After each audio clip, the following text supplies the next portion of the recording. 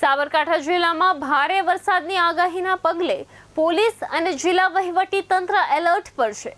જિલ્લા કલેક્ટર લલિત નારાયણ સિંહ અને જિલ્લા પોલીસ અધિક્ષક ડોક્ટર પાર્થરાજસિંહ ગોહિલે નાગરિકોને સાવચેત રહેવાની અપીલ કરી છે। નીચાણવાળા વિસ્તારો, કોઝવે અને બ્રિજ પર પોલીસ, હોમગાર્ડ અને જીઆરડીના જવાનો તૈનાત કરવામાં આવ્યા છે। નદી નાળા અને પાણી ભરાયેલા વિસ્તારોમાં ન જવા તેમજ વિજયનગર, ખેડબ્રહ્મા, પોશીના અને ખેરોજના પ્રતિબંધિત જંગલોમાં પ્રવેશ ન કરવા સૂચના આપવામાં આવી છે। કોઈપણ કટોકટીમાં 112 અથવા 100 પર સંપર્ક કરવા તંત્ર અનુરોધ કર્યો છે। સાબરકાંઠા જિલ્લામાં વિશેષ રેડ એલર્ટની જોગવાઈ જાહેર કરવામાં આવી છે, જેમાં અમુક સ્થાનો અત્યંત ભારે વરસાદ સાથે સાથે વીજળી ચમકાવની પણ ઘટનાઓ બની શકે છે અને તેજ હવાઓ પણ ચાલી શકે છે। તો એ પરિસ્થિતિને માટે આપ બધાને મારા વિનંતી છે કે માત્ર સરકારી સૂચનાઓ પર વિશ્વાસ રાખવો, કોઈ અફવાઓથી ડરવાનું નથી।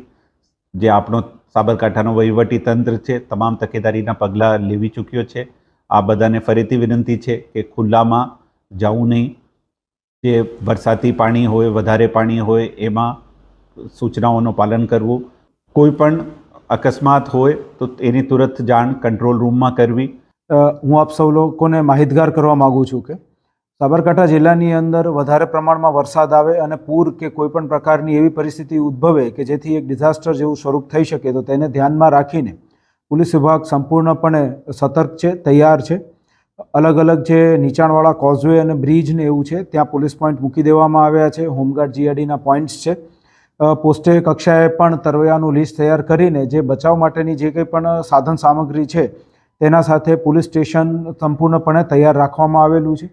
મારી સૌ આપ નાગરિકોને નમ્ર અપીલ છે કે આપ નીચાણવાળા વિસ્તારમાં જે જગ્યાએ પાણી ભરાયેલું હોય, નદી નાળાની અંદર જવાનું ટાળો। ખાસ કરીને યુવાનો જે છે એ નદી નાળાની અંદર સ્ટન્ટ કરતા હોય છે, તો એ પ્રકારના કોઈ સ્ટન્ટને આપણે અવોઇડ કરવા